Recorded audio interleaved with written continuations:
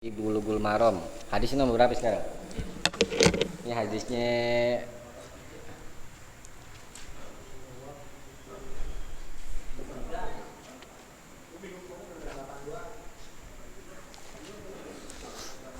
delapan tiga sekarang.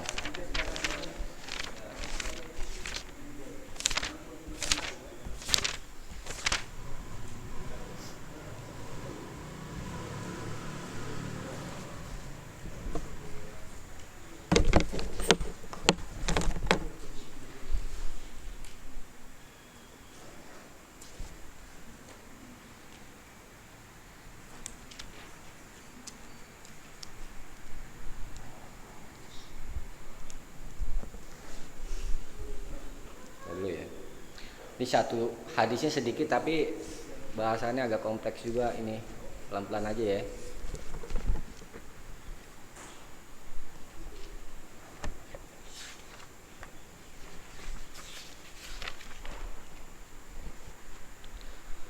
Hadis 83. Nih, apa yang kalian ketahui tentang hukum menyentuh Al-Qur'an dalam keadaan tidak suci? Ya. Apakah boleh menyentuh Al-Qur'an atau tidak? Nih, kita bahas ya. Ini banyak nih berselisih pendapat tentang ini. Saya bacakan. Wa an Abdullah bin Abi Bakrin radhiyallahu an. Dan dari Abdullah bin Abu Bakar radhiyallahu an, semoga Allah meridhoinya. Anna fil kitabil ladzi katabahu Rasulullah sallallahu alaihi wasallam li Amri bin Hazm. Anna bahwa fil kitabi di dalam kitab, ini maksudnya surat. Kitab di sini maknanya surat. Bahwa di dalam surat alladzi yang katabahu Rasulullah sallallahu alaihi wasallam, yang Rasulullah sallallahu alaihi wasallam katabahu telah menulisnya li Amri bin Hazm kepada Amr bin Hazm anna Allah yamassal Qur'ana, an bahwa la tidak boleh yamassa menyentuh Al-Qur'an illa tahirun, kecuali orang yang suci. Rawahu Malik mursalan, diriwayatkan oleh Imam Malik secara mursal. Wa wasalahun Nasa'i, dan Imam Nasa'i telah memausulkannya. Wa Ibnu Hibban, dan Ibnu Hibban. Kata Ibnu Hajar wa huwa ma'lul, tapi dia hadis ini ada cacat, ada illah. Mursal itu begini. Jadi perkataan sahabat yang dilangsungkan kepada Rasul, mursal namanya. Kemudian mausul, syarat hadis sah itu adalah hadis sanadnya itu bersambung. Disebut mausul istilahnya. Mausul artinya bersambung. Maksudnya satu rawi dengan rawi yang lain itu bertemu. Itu yang dimaksud dengan bersambung. Syarat hadis sah itu mesti mausul. Di riwayat Imam Malik hadisnya mursal. Kemudian Imam Nasa'i dan Ibnu Hibban memausulkannya. Tetapi Ibnu Hajar katakan wa huwa ma'lul. Di dalamnya itu ada cacat. Maksud Ibnu Hajar itu begini. Tadi Imam Nasa'i dan Ibnu Hibban itu memausulkan, zahirnya hadis ini sah, ya. Tetapi setelah diperiksa oleh Ibnu Hajar, ternyata hadisnya ada ilah, yakni tidak mausul, gitu. Jadi kita katakan hadis ini lemah menurut pemeriksaan Ibnu Hajar, ya. Kemudian di kitab Subulus Salam, ya, dan kitab Nailul Autor itu panjang pembahasan tentang sanadnya. Kemudian penulis kitab Subulus Salam bawakan bahwa hadis ini sudah ada syahidnya. Syahid itu penguat, penguat matan, kalau mutabib penguat sanad, tetapi terkadang kata-kata syahid itu ditujukan kepada penguat sanad. Tuh, sebagaimana dikatakan oleh Imam Al-Haythami di kitab Majma'uz Zawaid dari jalan Abdullah bin Umar. Hadis sama, la yamasal Quran illa tahir. Kata Imam Al-Haythami, rijaluhu, rawi-rawinya muwasakun, rawi-rawi kepercayaan. Jadi berdasarkan ungkapan ini, hadis yang tadi maklul itu sudah bisa terpakai, ya. Dan lagi kita bahas nanti dulu ya supaya enggak ini. Kata Ibnu Abdil Bar, hadis ini asbahal mutawatir, ditalakin nas lahu bil qabul. Hadis tentang tidak boleh menyentuh Al-Quran melainkan orang yang suci itu mendekati mutawatir. Kalau mutawatir itu banyak yang meriwayatkan. Ditalakin nas karena manusia itu banyak orang-orang itu menerimanya bil qabul dengan menerima. Berdasarkan ungkapan Ibnu Abdil Bar, jadi hadis ini terpakai gitu. Karena umat itu menerima. Nah, kita katakan saja misalkan kalau di ringkasan sini lemah hadisnya. Di ringkasan BM yang ini hadis lemah. Oke lah, kita katakan saja hadis ini sah. Ya. Siapa orang yang suci? Di sini kan di hadisnya tidak boleh menyentuh Al-Quran melainkan orang yang suci.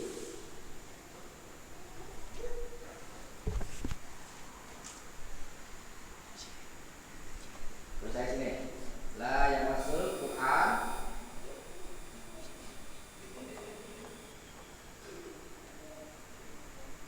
berarti apa tadi? Pakai an ya? Allah. Allah yamassal Quran. Tidak boleh menyentuh Al-Quran illa tahirun, kecuali orang yang suci.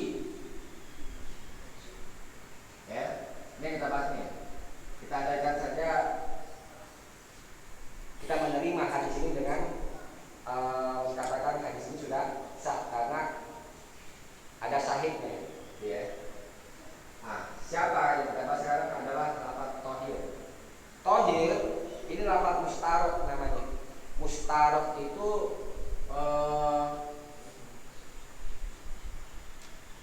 lafaz mustarok. Lafaz mustarok itu satu kata, dia punya dua makna atau lebih yang hakikatnya berbeda. Hakikatnya berbeda itu disebut lafaz mustarok, ya. Satu kata punya dua makna atau lebih yang secara hakikatnya itu berbeda. Itu yang tadi kita bahas tuh.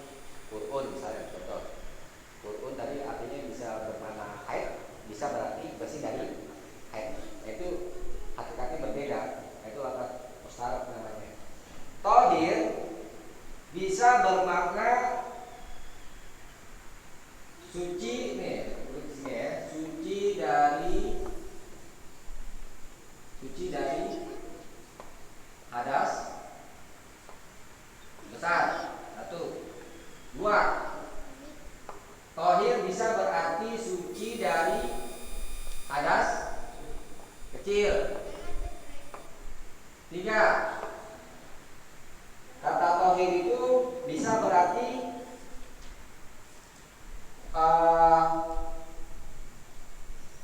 yang orang yang tidak ada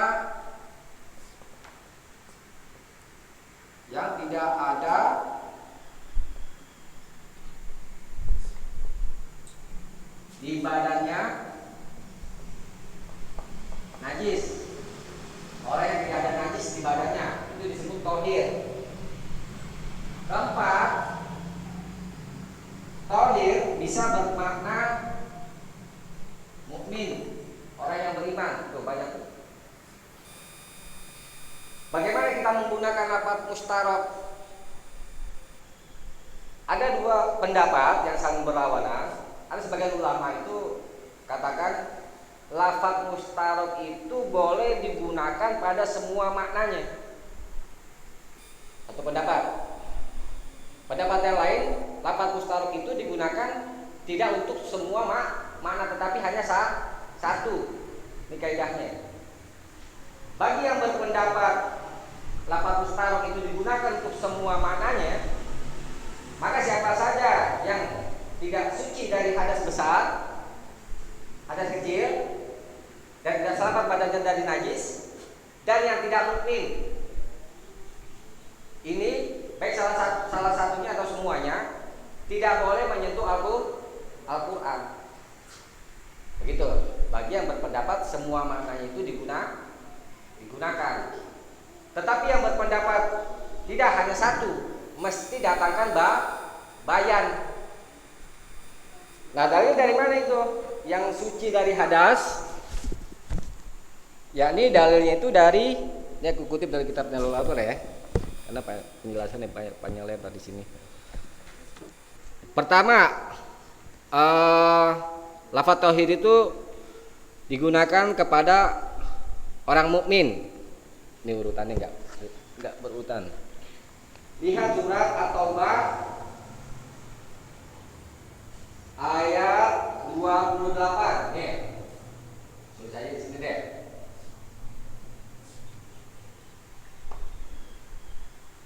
Innamal musyrikuna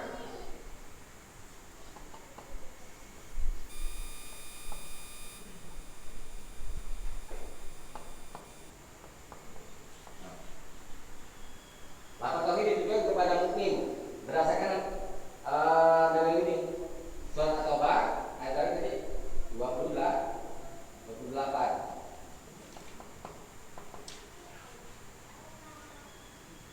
Yang najis adalah orang musyrik.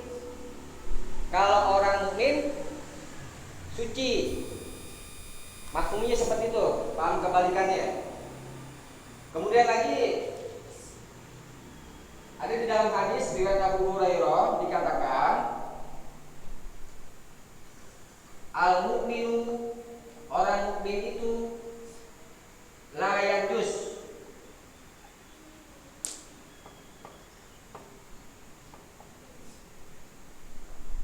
orang mukmin itu tidak najis. Berarti selamanya orang mukmin itu dalam keadaan suci, tidak najis sedikit pun, walaupun dia berhadas besar atau kecil. Kemudian kita urai dulu ya dari masing-masing. Untuk yang suci dari hadas besar, yakni satu, kemudian yang dua.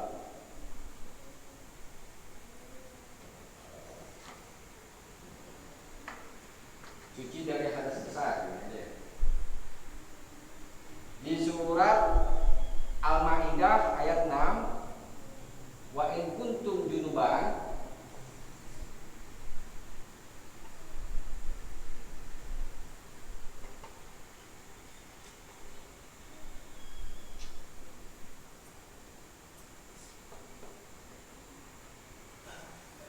jika kamu junub fattahharu, maka bersucilah. Maksud di sini adalah mandi junub.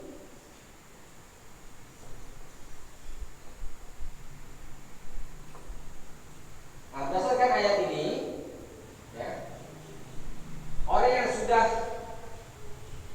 selamat dari hadas besar, ini sudah mandi junub, dia dikatakan tohir, suci. Jadi kalau lagi junub nggak boleh nyentuh Al-Quran. Ya. Yang ketiga, yang tidak ada di badannya, ini belum yang kedua. Ini ijma berdasarkan suci dari hadas kecil, yakni yang hadis tentang memakai khuf da'huma, ya. Biarkanlah keduanya. Yang lalu sudah kita bahas, biarkanlah. Saya sudah pakai, kata Nabi, saya sudah pakai kedua khuf ini, Pak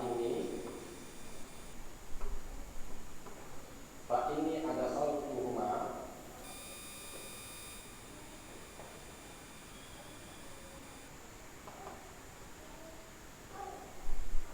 tahirotaini. Jadi kalau memakai khuf, ya, kedua kakinya ini kan memasukkan ke kedua kaki harus dalam keadaan suci, yakni berwudu. Nah, ini untuk yang suci dari hadas kecil. Kalau sudah berwudu berarti tohir. Itu alasan-alasan lafadz tohir ditujukan kepada 4. Kemudian bagaimana menentukannya? Lihat Al-Quran, coba dilihat surat Al-Waqiah ayat 79. Bawa Al-Qurannya enggak? Enggak. Oke.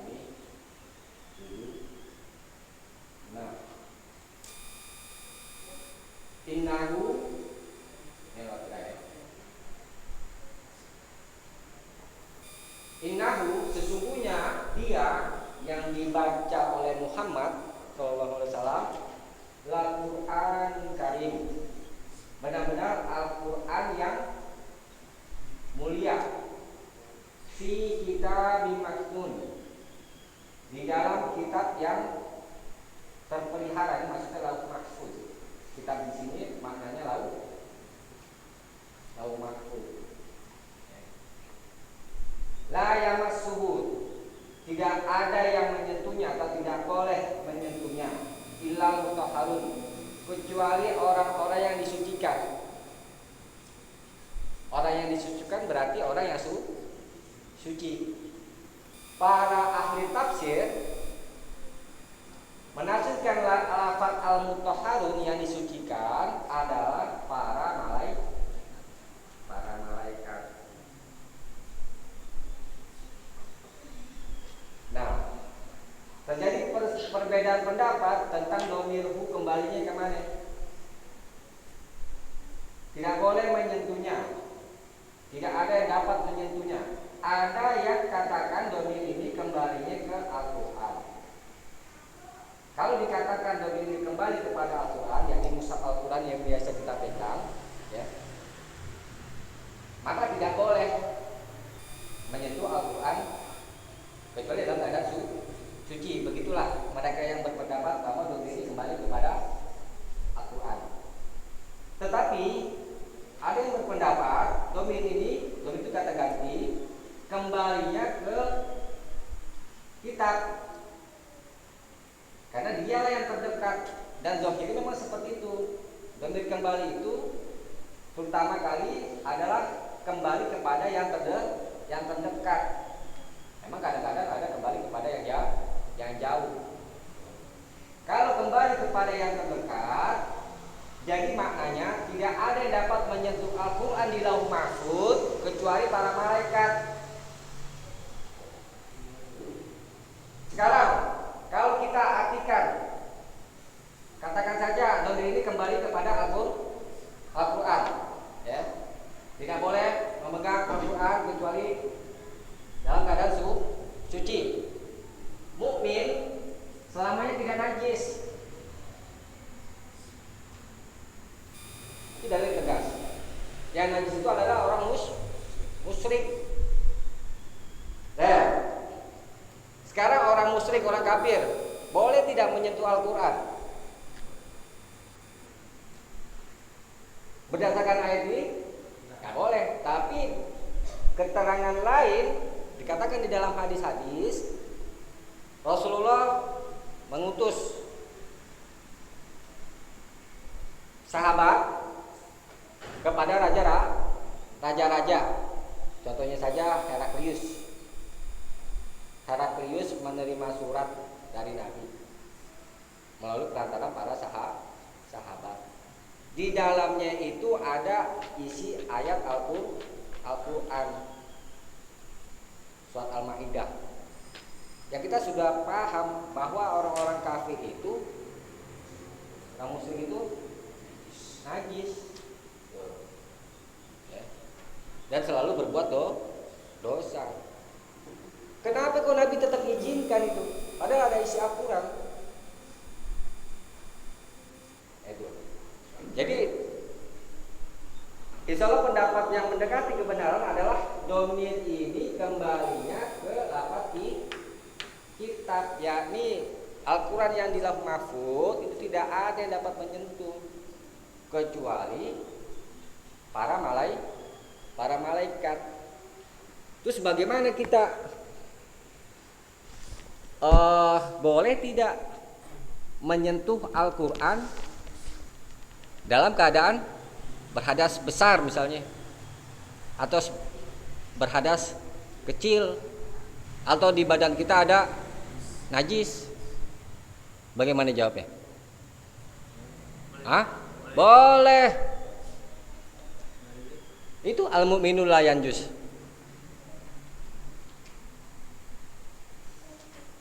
Kemudian tafsiran ayat Al-Waqi'ah itu al-mutahharun adalah para malaikat.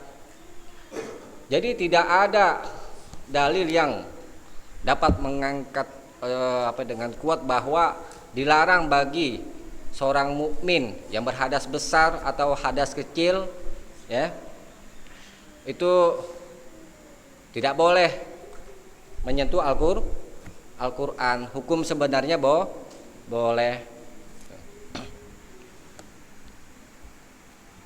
Kalau mau berwudu, mau baca Al-Quran ya wudu aja, tapi bukan lantaran harus berwudu kalau mau baca Al-Quran.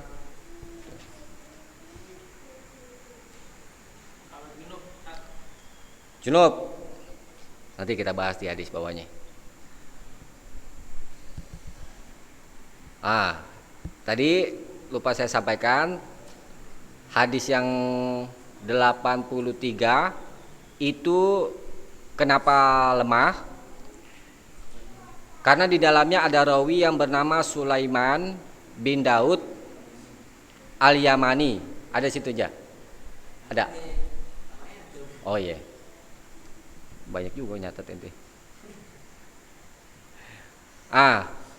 Di dalam hadis 8 berapa ya? 83 ya.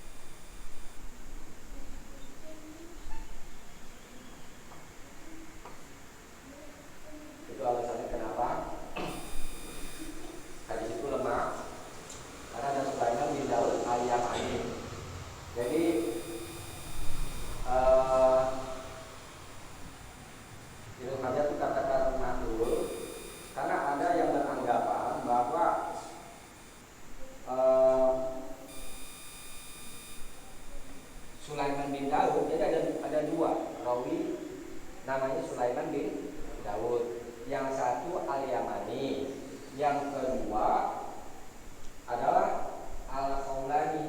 Nah, ini ya.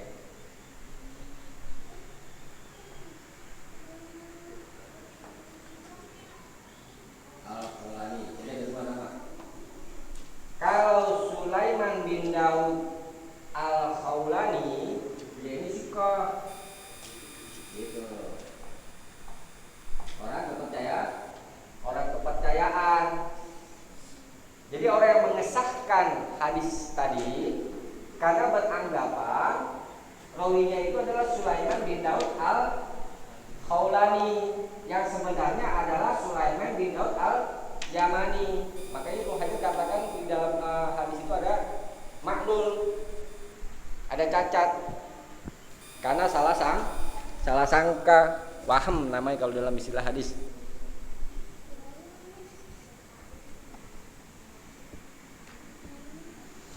Kemudian di hadis lain tentang wudu, innama umirtu bil wudu'i idza kumtu ilas shalah.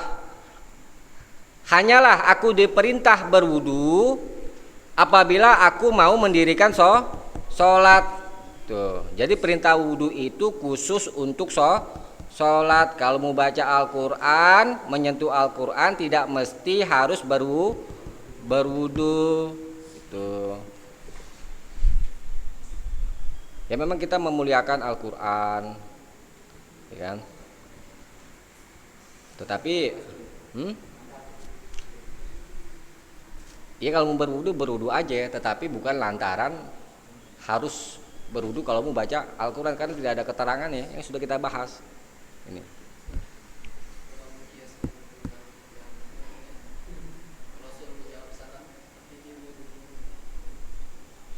Menjawab salam? Iya, ini ada sih tadi. Iya, tahu. Ada. Terus habis itu Nabi tayamum. Ntar hujan. Iya.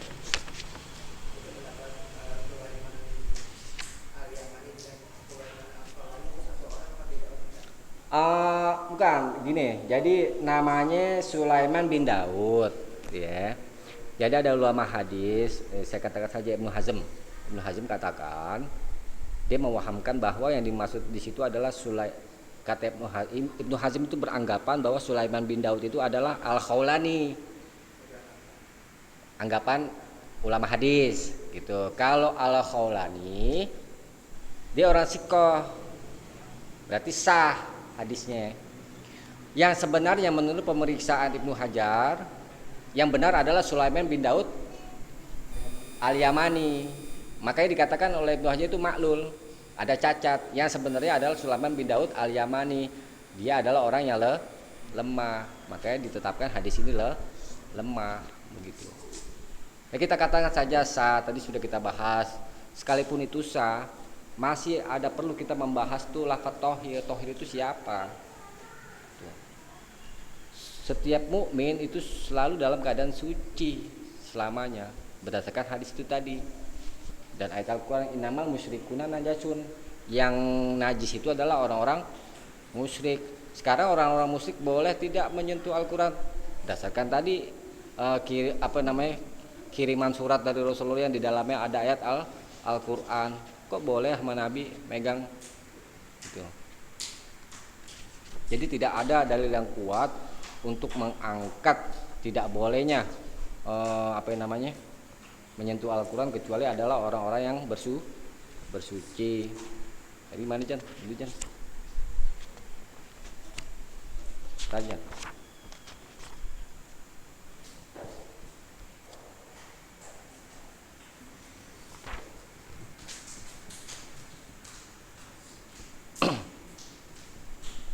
Hadis berikutnya Jan ya, soalnya Jan yang tadi ditanya. Jadi hukum tentang melarang menyentuh Al-Quran sebelum bersuci, hukum sebenarnya adalah mubah, ya. Nah sekarang kita bahas hadis 84. Coba aja baca aja. ganja.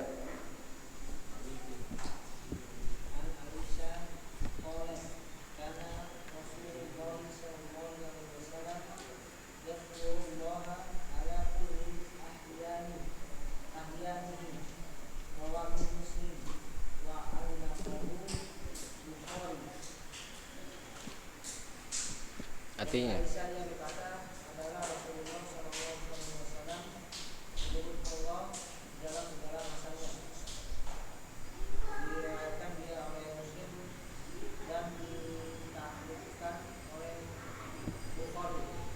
ya.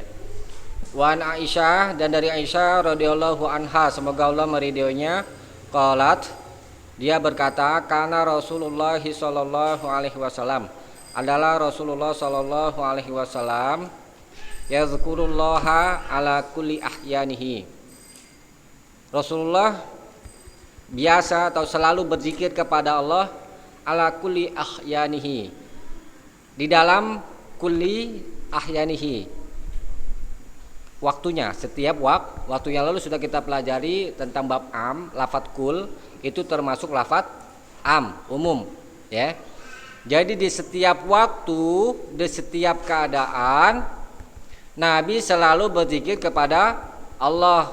Hadis ini diriwayatkan oleh Muslim dan Imam Bukhari menyebutkannya secara mu'allaq. Hadis ini sudah sesuai dengan surat Ali Imran ayat 191. Alladzina yadhkurunallaha qiyaman wa qu'udan wa ala junubihim. Alladzina, orang-orang yang yadhkurunallaha, mereka berzikir kepada Allah qiyaman, dalam keadaan berdiri, wa qu'udan, dalam keadaan duduk, wa ala junubihim, dan di atas lambung-lambung mereka, maksudnya berbaring. Jadi di setiap keadaan kita diperintah oleh Allah berzikir kepada Allah di setiap keadaan. Terus bagaimana? Misalkan zikir ada tiga ya, zikir kolbu, zikir lisan, kemudian zikir anggota badan. Zikir zikir kolbu, ingat Allah, ya, ingat ayat-ayat Allah dan yang lain-lainnya, tapi dalam hati. Zikir lisan ya seperti tahmid, tahlil, tasbih, baca Al-Qur'an. Baca Al-Qur'an adalah zikir yang paling utama. Kita kita bahas saja tentang pembacaan Al-Qur'an lah, karena yang lain itu mengikuti saja, karena zikir yang paling utama adalah membaca Al-Qur'an. Boleh berdasarkan hadis ini, boleh berzikir, baca Al-Quran, baik dalam keadaan berhadas besar, berhadas kecil, atau terkena najis, yang tadi kita bahas, karena lafadznya umum di setiap keadaan. Kita tertib ya bahasnya ya. Sekalipun baca Al-Quran di kamar mandi misalnya, karena lafadznya umum. Dalam keadaan mau berjima misalnya, tuh. Ini nanti yang banyak diperselisihkan, tapi kita pahami dulu secara tertib. Lafadznya di sini umum, di setiap keadaan apa saja boleh berzikir, di mana saja boleh berzikir berdasarkan hadis ini. Nah, sekarang ada ulama berselisih tentang tak boleh zikir di kamar mandi, baca Al-Quran, ya, jawab azan, ya, jawab azan tuh lagi buang air besar misalnya, jawab azan. Nah, bagaimana cara menjamaknya? Di hadis ini boleh. Kemudian ada juga keterangan lain dilarang membaca Al-Quran dalam keadaan junub, membaca Al-Quran dalam keadaan haid atau nifas. Ada ulama melarang. Kemudian membaca Al-Quran, kita batasi saja pembicaraan tentang zikir Al-Quran ya, karena yang lain itu mengikuti. Yang lebih utama zikir adalah Al-Qur'an. Nanti dikias aja. Nah, kemudian baca Al-Qur'an di dalam kamar mandi. Nah, ketika kencing, ketika berjima. Ada ulama penulis kitab Fathul Alam, yakni Sidi Hasan Khan, dia itu menjamak begini. Ya, ini dilarang apabila zikirnya di sini di dalam hadis tentang dilarang membaca Al-Qur'an di dalam WC, kemudian ketika junub dan yang lain-lainnya yang kita dilarang, ya. Itu kalau dibawa atau diartikan dengan zikir lisan. Kalau zikirnya itu di dalam hati, misalkan saja lagi buang air besar, jawab ajan aja, enggak jawab ajan. Ya. Itu boleh tidak menjawab ajan ketika buang air besar? Boleh. Di dalam hati. Sekalipun misalnya diucapkan, dilarang tidak? Hah? Coba gimana? Dijawab dengan lisan. Berdasarkan keumuman boleh. Cuman ini masuk kepada wilayah adab nantinya. Sebaiknya ya kita dalam hati. Itu kalau di tempat kamar mandi, dalam kamar mandi, ya kan, di dalam hati. Kemudian dalam keadaan berhadas, ya tadi kan sudah kita bahas, ya kan, boleh membaca Al-Qur'an ketika berhadas, ya. Dalil mana? Itu Nabi pernah habis bangun tidur langsung baca surat Ali Imran 10 ayat, ya. Boleh jadi kan Nabi nggak batal wudunya. Ya, ada juga ulama berpendapat bahwa tidur itu membatalkan wudu. Itu dalil ihtimal. Boleh jadi Nabi belum batal hadasnya, maksudnya wudunya, dan boleh jadi juga tidak batal. Karena Nabi membaca ayat Al-Qur'an itu setelah bangun dari tidur dan belum berwudu. Itu kita katakan saja ditetapkan itu Nabi dalam keadaan hadas, ya, walaupun kemungkinannya juga tidak demikian gitu. Nah, kemudian ada di hadis lain itu yang tadi Pak Ujan tanya, ya, kita ya. Nabi tadi gimana, Jan? Nabi ada orang laki-laki bertemu dengan Nabi. Ini hadisnya gitu, jangan. Fasallama alaih. Lalu dia laki-laki itu memberi salam. Falam yarud dan Nabi sallallahu alaihi wasallam. Lalu Nabi tidak menjawab. Hatta aqbala alal jidar. Sampai dia itu mendatangi tembok. Famasaha biwajahihi wa yadaihi. Lalu beliau mengusap wajahnya dan kedua tangannya, ini maksudnya tayamum. Setelah Nabi tayamum, summa radda alaihi salam. Kemudian dia Nabi sallallahu alaihi wasallam menjawab salam, ya. Nah, ini ditentang ini kalau jawab salam kan wajib, ya kan? Boleh menunda jawab salam, ya. Kalau tidak khawatir lupa, artinya tidak dikerjakan gitu. Nah, itu. Karena sahabat ini masih ada bersama Nabi, itu. Terus bagaimana istimbatnya? Boleh kita berzikir? Apa namanya? Tadi Pak Ujan tanya apa, Jan?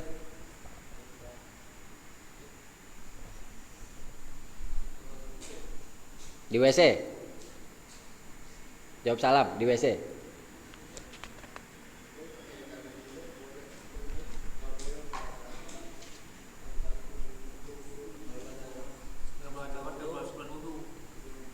Sebelum wudu, ya. Yeah.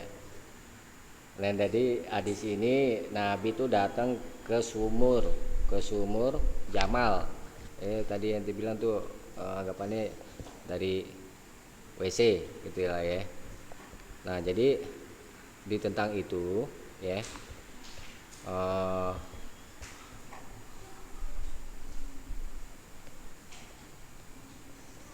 jadi masuk ke wilayah adab aja itu.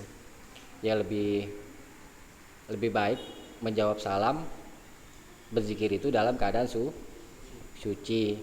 Ada juga layanan keterangan bahwa di setiap keadaan berdasarkan hadis tadi itu boleh menjawab salam di mana saja. Jadi tidak berarti Nabi menunda jawab salam kepada laki-laki itu menunjukkan bahwa dilarang berzikir dalam keadaan berhadas. Itu tidak berarti melarang. Kemudian hadis tentang menyentuh mushaf, membaca tadi sudah kita bahas. Ada ulama katakan haram bagi wanita haid atau laki-laki junub membaca Al-Qur'an berdasarkan hadis annahu kana la yahjuzuhu anil Qur'an syai'un laisal janabah, bahwa tidak boleh, tidak ada yang menghalangi membaca Al-Qur'an sesuatu pun laisal janabah kecuali junub ya, junub. Dan ada juga hadis yang melarang wanita haid membaca Al-Qur'an. Hadisnya bentar ini. Jadi tentang tidak boleh, larangan, hadis larangan. Jalannya dari Ibnu Umar. Ini saya bacakan. Wa ani bin Umar, dan dari Ibnu Umar anin Nabi sallallahu alaihi wasallam qol, dari Nabi sallallahu alaihi wasallam beliau bersabda, la yaqra'ul junubu walal khaidu syai'an minal Qur'an. Tidak boleh orang yang junub dan tidak boleh pula orang yang haid yaqra'u membaca syai'an sedikit pun minal Qur'an dari Al-Qur'an. Ini hadis yang melarang wanita haid dan orang junub membaca Al-Qur'an. Hadisnya yang ini. Di antaranya. Nah, hadis ini diriwayatkan oleh Imam Abu Daud dan Tirmidzi dan Ibnu Majah. Di dalam sanadnya ada Ismail bin Ayyas. Ismail bin Ayyas adalah orang yang lemah. Riwayatnya dari Al-Hijaziyin, orang-orang Hijaz. Dan ini salah satunya. Jadi kalau Ismail bin Ayyas meriwayatkan dari orang-orang Hijaz, maka hadisnya lemah. Dan ini salah satunya. Dan masih banyak lagi dalil tentang tidak boleh, dalil tentang larangan membaca Al-Quran bagi orang yang junub dan haid. Nah, karena hadis ini lemah, berarti kembali ke hukum asal. Alladzina yadhkurunallaha qiyaman wa qu'udan wa ala junubihim. Diperintah kita berzikir kepada Allah baik dalam keadaan berdiri, duduk atau berbaring. Tidak ada larangan bagi wanita haid dan orang junub itu membaca Al-Quran karena hadisnya lemah. Nah, sebagaimana anggapan-anggapan orang banyak kan, bagi kamu wanita lagi haid, ini nggak ngaji, ini lagi halangan, kayak begitu jadi alasan kamu wanita.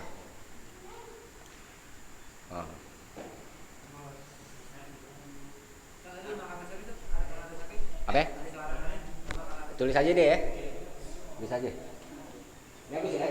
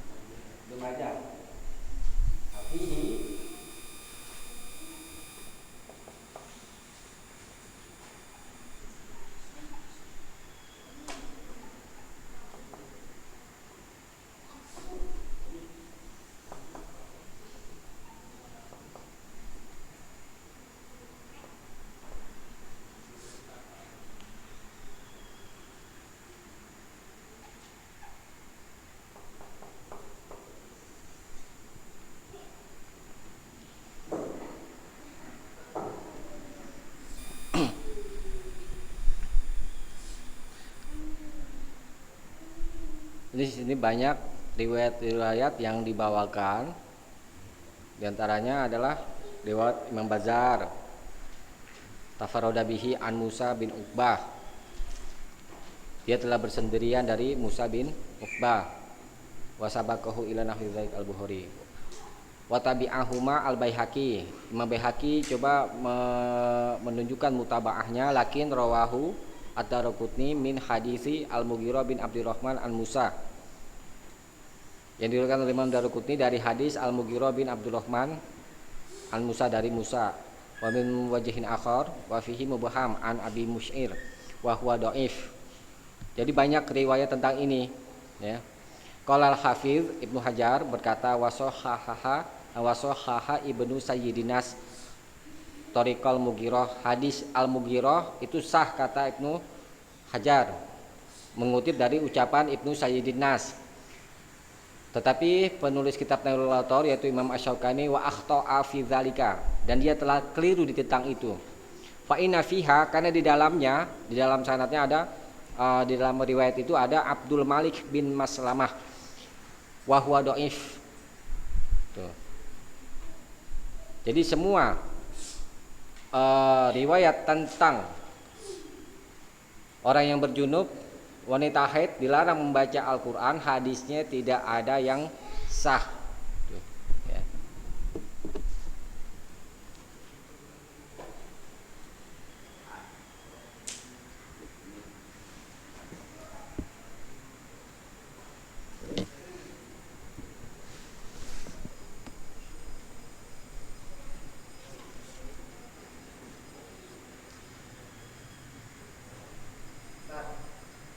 Udah, tunggu dulu.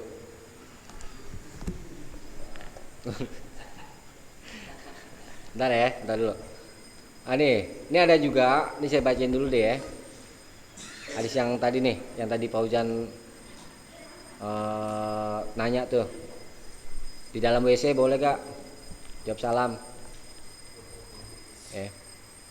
Wan Aliyun karamallahu wajhah, dan dari Ali semoga Allah memuliakan wajahnya. Qala, dia berkata, karena Rasulullah sallallahu alaihi wasallam adalah Rasulullah sallallahu alaihi wasallam yaqdi hajatahu, dia buang hajat, summa yakhruju, kemudian dia keluar, fayaqra'ul Quran, lalu dia membaca Al-Quran dalam keadaan berhadas, ya. Wa yaqulu ma'ana lahma, dan beliau makan bersama kami, makan daging bersama kami. Wala yahjubuhu, dan tidak melarangnya. Warubbama, dan terkadang qala, beliau bersabda, la yahjuzuhu, tidak ada yang menghalanginya minal Quran syai'un, dari Al-Quran sesuatu pun, maksudnya tidak ada sesuatu yang menghalangi dari membaca Al-Quran, laisal janabah, melainkan junub, ya. Jadi kalau junub berdasarkan hadis ini itu dilarang baca Al-Quran. Nah, tetapi hadis ini tidak menunjukkan pengharaman karena tidak ada larangan. Tuh. Yang berupa kaul, perkataan. Jadi tidak bisa dengan hadis ini dijadikan dalil bahwa orang yang junub itu dilarang membaca Al-Quran. Tuh. Ibnu Abbas bahkan berkata, lam yarofil kiroah lil junubi ba'san, tidak ada bahaya bagi orang yang junub itu membaca Al-Quran. Jadi insya Allah pendapat yang mendekati kebenaran adalah boleh bagi orang yang junub, wanita haid, membaca Al-Quran, karena hadis yang melarang membacanya hadisnya lemah. Tadi gimana bang? Masalah tohirun ini nyambung atau sama tentang pembahasan usul fikih tentang mutlak qoyat. Ini lebih kepada ini mujmal kalau bicara ini, walaupun sebenarnya bukan masuk bab mujmal, mustarok nanti. Tohirun itu tidak ada ikatan. Yang kata tohirun yang pertama. Kalau mutlak itu kan yang lepas, nggak ada. Enggak, bukan masuk bab yang bukan.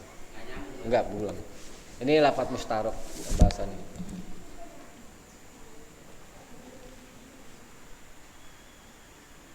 Jadi yang dimaksud tohir di situ adalah para malaikat berdasarkan surat Al-Waqiah gitu. Yakni Al-Quran yang di Lauh Mahfuz. Tidak ada yang dapat menyentuh Al-Quran di Lauh Mahfuz kecuali para malaikat. Para malaikat orang yang al-mutahharun, yang disucikan. Orang yang disucikan itu adalah orang yang suci gitu maksudnya. Jadi tidak ada larangan menyentuh Al-Quran bagi yang berhadas atau junub gitu. Boleh membaca. Jadi nanti dijadikan dalil sama mereka kalau mau baca Al-Quran harus wudhu dulu. Iya, kita katakan memang baik kalau mau memulai membaca Al-Quran itu dengan berwudhu gitu. Tetapi bukan lantaran perintah gitu. Imam Bukhari aja mau nulis hadisnya itu, mau nulis hadis tuh kitab Sahih Bukhari itu, beliau itu mandi dulu, terus sholat 2 rakaat. Semata-mata adab aja, kita memuliakan hadis Nabi. Membaca Al-Quran dengan berwudu terlebih dahulu yaitu lebih baik gitu. Tapi bukan berarti diperintah, itu aja.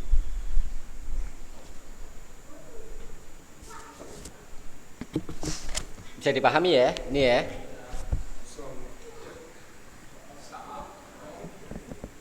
Saya paham ya.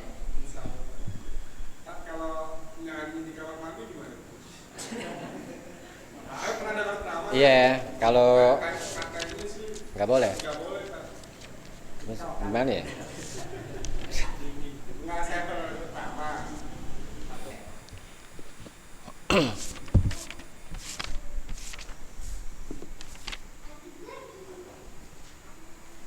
Tadi baca dulu ya hadisnya. Hadis 84 sah, maksud boleh menyebut Allah dalam semua keadaan, hukumnya mubah. Hadis 85 nih.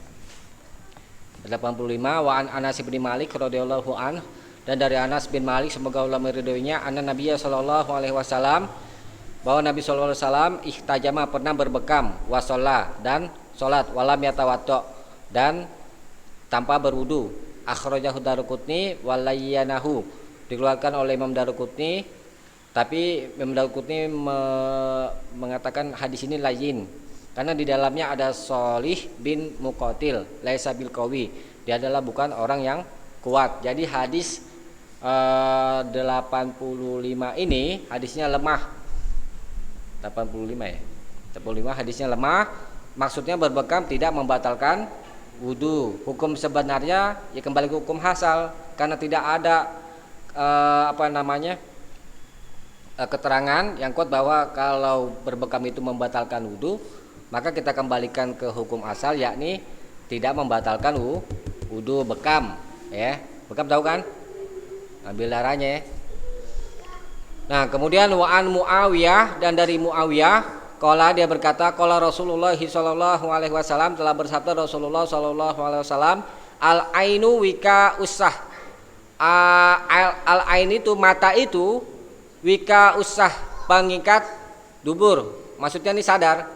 Kalau lagi sadar kita tahu kentut dan tidaknya, ya. Fa izana matil ainani, apabila kedua mata itu tidur, istatlaqal wika, maka terlepaslah ikatannya. Maksudnya kalau orang lagi tidur tidak selamat dari tidak keluarkan kentut. Boleh jadi nanti lagi tidur keluarkan kentut, ya kan. Rawahu Ahmad wa Tabarani. Hadis ini dikeluarkan oleh Imam Ahmad dan Imam Tabarani, ya. Wazada wa man nama falyatawaddo, dan dia menambah Imam Tabarani, wa man nama, dan siapa saja yang tidur falyatawaddo, maka hendaklah dia berwudu. Wa hadhihi ziyadah, dan tambahan ini fi hadzal hadisi inda Abi Daud min hadisi Ali duna qaulihi, tanpa perkataannya istatlaqal wika'u, tanpa perkataan apa itu tadi, pengikat itu istatlaqo, terlepas. Wa fi kilal isnadaini dhafun, Tetapi di dalam kedua sanadnya itu ada kelemahan gitu. Nah, jadi hadis 86 dan 87 maksudnya kalau orang tidur batal wudu. Tapi hadisnya lemah. Ya, yang lalu sudah kita bahas wudu itu tidak tidur itu tidak membatalkan wudu. Baik tidurnya duduk, sholat, berdiri, atau berbaring. Nih yang berbaring nih bawahnya. Wali Abi Daud Aidon, dan dari Abu Daud juga Ani bin Abbas, dari Ibnu Abbas radhiyallahu anhuma, semoga Allah meridhoi keduanya, marfu'an secara marfu, innamal wudu'u, hanyalah wudu itu alaman nama muttaji'an, atas orang yang tidur muttaji'an, berbaring miring. Wa fi isnadihi dha'fun, tetapi di dalam sanadnya ada kelemahan aidon juga ya. Imam Abu Daud mengatakan anahu hadisun munkar, hadisnya munkar. Jadi semua hadis tentang ini tidur membatalkan wudu dari 86 sampai 88 itu hadisnya lemah. Hukum sebenarnya bagaimana? Hukum sebenarnya tidur tidak membatalkan wudu ya, baik dalam keadaan sholat atau duduk atau berbaring ya. Tuh, kalau mau wudu lagi wudu aja. Boleh juga kan kita habis berwudu wudu lagi. Nabi biasa berwudu dalam keadaan suci dan dalam keadaan tidak suci. Tadi saya itu sampaikan perintah berwudu itu hanyalah untuk sholat itu ya, hukum pokoknya. Sekarang tentang kentut deh. Wa ani bin Abbas, dan dari Ibnu Abbas radhiyallahu anhuma, anna Rasulullah sallallahu alaihi wasallam qaal, bahwa Rasulullah sallallahu alaihi wasallam bersabda, ya'ti ahadakumus syaitanu fi sholatihi, setan itu mendatangi seorang di antara kamu fi sholatihi, di dalam salatnya, fayanfukhu fi maq'adatihi, lalu dia meniup di pantatnya, fayukhayyalu ilaihi annahu ahdas, lalu dihayalkan kepadanya bahwa dia itu adalah berhadas, dibisikin. Walam yuhdis, tetapi dia itu tidak berhadas, lagi sholat digodain sama setan, kamu ini apa namanya, berhadas tuh, tapi sebenarnya tidak berhadas, ragu-ragu dia itu kentut atau tidak gitu maksudnya. Wa faiza wajada zalik, lalu apabila dia mendapati yang demikian itu, falayan sorib, maka janganlah dia berpaling, maksudnya jangan membatalkan sholat. Kalau ragu di dalam sholatnya dikentut apa enggak nih ya, jangan dibatalin. Hatta yasma'u sautan, sampai dia mendengar suara, au yajidarihan, atau dia mendengar bau. Ini di sini diberi keterangan bahwa kita itu baru boleh batalkan sholat kalau dengar kentutnya dan cium baunya. Ini kalau yang kentutnya bersuara ya, atau berbau. Kadang-kadang ada juga kentut yang tidak bersuara dan tidak bau. Nah, ini dikembalikan kepada kaidah al-yaqinu la yuzalu bisyak, keyakinan itu tidak dapat dihilangkan dengan keraguan. Jadi kita disuruh pilih yang yakin gitu. Hukum yakin ya ini dalam keadaan suci dong. Iya. Tapi bisa juga dia habis kentut, dia udah yakin ya kan kentut, ya udah batalin gitu. Iya, itu ya. Itu gangguan dari setan juga, godaan. Wa asluhu fi sahihain, dan asalnya asal pokok pembicaraan hadis 89 ini fi sahihain, di dalam dua kitab sahih yakni Bukhari dan Muslim, min hadisi Abdullah ibni Zaid, dari hadis Abdullah bin Zaid tadi dari Ibnu Abbas.